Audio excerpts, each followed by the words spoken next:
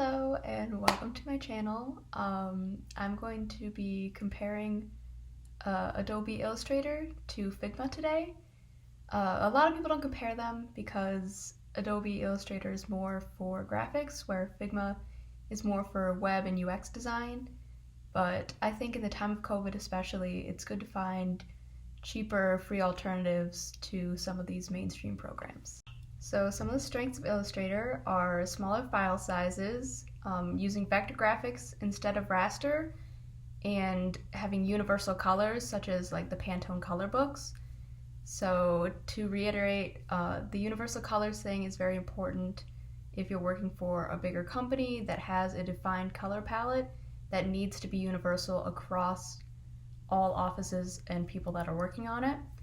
And the vector graphics is basically it's on like a path. It's comprised of paths, as opposed to raster graphics, which are comprised of pixels. As for the weaknesses of Adobe Illustrator, the obvious one is the price/Creative Cloud subscription, which is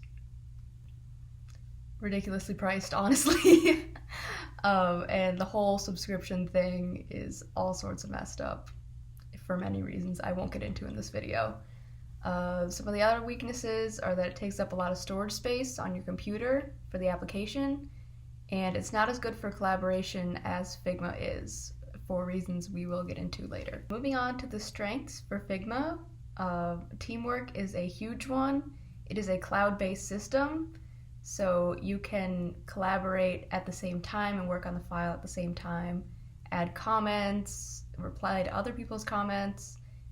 And another strength is prototyping. It is obviously more focused on UX design, so you can go through each frame as if you're moving through an actual app, which is kind of cool. And it's easier to add frames, or they're called artboards in Illustrator, with just like a click of a button instead of like going into the settings, going into frames, like going through the whole process. It's just like a keyboard command away.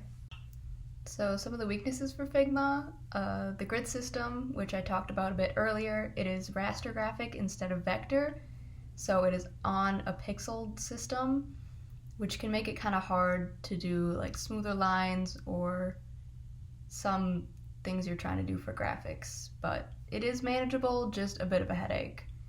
And the other weakness is that you need an internet connection to work on it, since it is a cloud-based system, especially if you're using the browser version, obviously, which you don't exactly have for Illustrator if you download the actual program. Overall, I think they're both really good programs, but if you're in the market for a free alternative to Illustrator, Figma is definitely the way to go.